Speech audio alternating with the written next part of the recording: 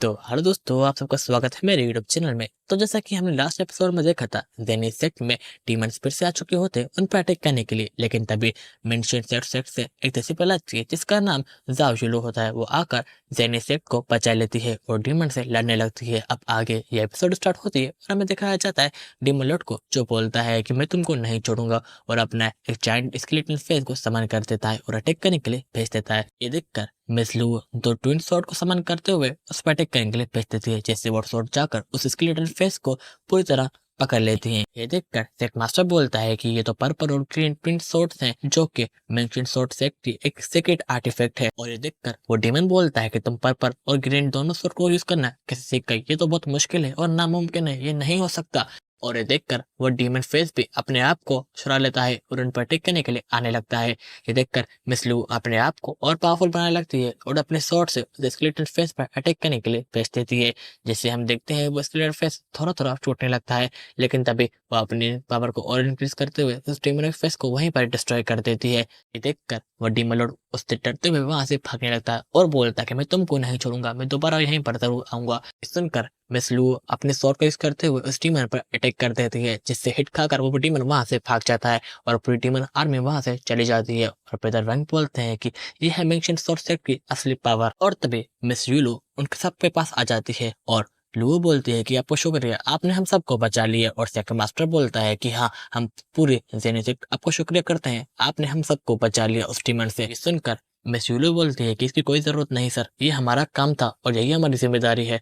और तभी सिख मास्टर उसके पास जाने लगते हैं और बोलते हैं क्यों ना तुम हमारे साथ अंदर चलो। लेकिन तभी मिस यूलो बोलती है कि एक सेकंड सर, और पीछे जाकर कुछ कैंडल्स को जलाने लगती है और बोलती है कि स्वॉर्ड मास्टर का शुक्रिया, जिसने मेरी हेल्प की। ये देखकर सब लोग शौक होते हैं और लू बोलती है कि मिस जाओ क्या कर रही हो। और पेदर वैंग बोलते हैं कि मैंने सुना है कि इस दोनों स्टोन में से कुछ स्पिरिट स्टोन है जो कि बहुत पावरफुल है। और फिर हम देखते हैं उस स्वॉर्ड में से जिसमें से कुछ आवाज आने लगती है जो कि सिर्फ यूलो को सुनाई दे रही होती है। और यूलो बोलते हैं कि स्वॉर्ड मास्टर, मैं आपकी बात को समझ रही हूँ, क्योंकि इन दोनों स्वॉर्ड के एसेंस बहुत एक्सपेंसिव है, इसलिए मैंने अभी दो ही लिए हैं। मैं नेक्स्ट टाइम इन सारी चीजों को ठीक कर दूंगी, ये मेरा फॉल्ट है, मैं इस चीज को मान रही हूँ। और फिर वानियान सोचता है कि क्या एक्सपेंसिव, और सेक मास्टर बोलता है कि एसेंस एक्सपेंसिव है क्या। सेक मास्टर बोलता है कि जितना मुझे याद है वो पिछले महीने 50,000 युआन में सोल्ड हुआ था। ये सुनकर वो शौक होता है और बोलता है कि लगता है मिस चुलू बहुत करीब है। और मिस चुलू उसके पास आती और बोलती है कि सेक मास्टर, मुझे सिचुएशन को समझ नहीं आ रहा, क्या बता सकते हैं पिछली बार भी यहाँ पर डीमंस आए थे क्या।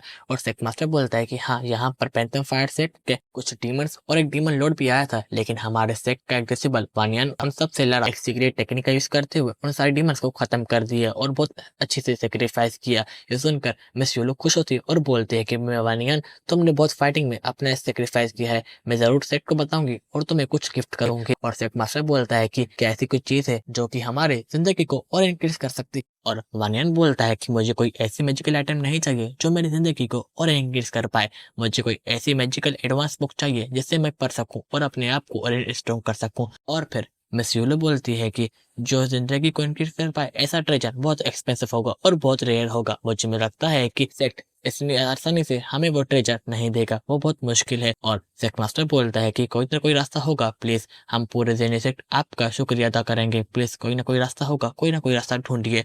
और फिर कुछ सोचने लगती है और बोलते हैं कि ठीक है, मेरे पास एक रास्ता है, क्या आप उस चीज के लिए मान सकते हो। और फिर सेक्ट मास्टर बोलता है कि हाँ, आप बोलिए, आपके पास क्या रास्ता है। मिस यूलो बोलती है कि मुझे ऑर्डर दिया है कि मुझे यूकिंग सेक्ट में जाना है और वहां पर कुछ इन्फॉर्मेशन हासिल करनी है, और मुझे इस मिशन के लिए एक अच्छा सा हेल्पर चाहिए। अगर वैनियन मुझे साथ चल रहा है और मेरी हेल्प करता है और हमारा ये मिशन कंप्लीट होता है तो मैं सेक्ट से बात कर सकती हूँ। रेड ट्रेजर के बारे में आप क्या बोलते हो। और फिर वानियन सोचने लगता है कि मुझे जाना चाहिए क्योंकि मैं वहां पर कुछ अच्छी मैजिकल स्किल भी सीख सकता हूँ, जो कि मैं फिर जेनी सेट को बचाने में यूज करूंगा। ठीक रहेगा और मेंशन सेट भी बहुत अच्छा है मेरे लिए, ठीक रहेगा। और तभी सेट मास्टर बोलता है ठीक है, हम इस चीज के लिए रेडी हैं। फिर मिस लू उसके पास आती और बोलते कि ठीक है, हमें और टाइम वेस्ट नहीं करना चाहिए, हमें यहाँ से निकलना होगा।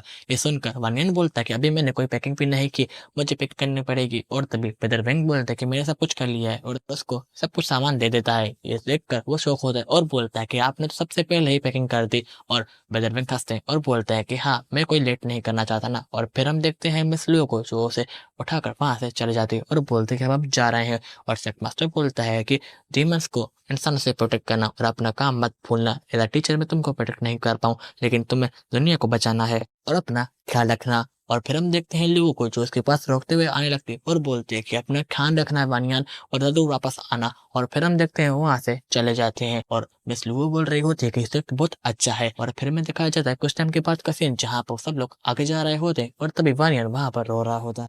ये देखकर लुओ बोलती है कि तुम क्या कर रहे हो, तुम एक बड़े आदमी हो और तुम रो रहे हो। फिर और बानियान बोलता है कि मैंने अपनी जिंदगी के 10 साल जहाँ पर ही गुजारे और कैंप से बाहर मैं नहीं गया, तो अब मैं अचानक से पूरी दुनिया को तो घूम रहा हूँ। ये मेरे लिए बहुत अजीब बात है। सुनकर मिस यूलू उसे उठाती है और बोलती है कि तुम्हें हिम्मत नहीं आनी, तुम्हें पूरी दुनिया को घूमना है और बहुत सारी ऐसी चीजें जो तुम्हें करनी है। ये सुनकर वो थोड़ा शौक होता है और बोलता है कि क्या मुझे कुछ समझ नहीं आया।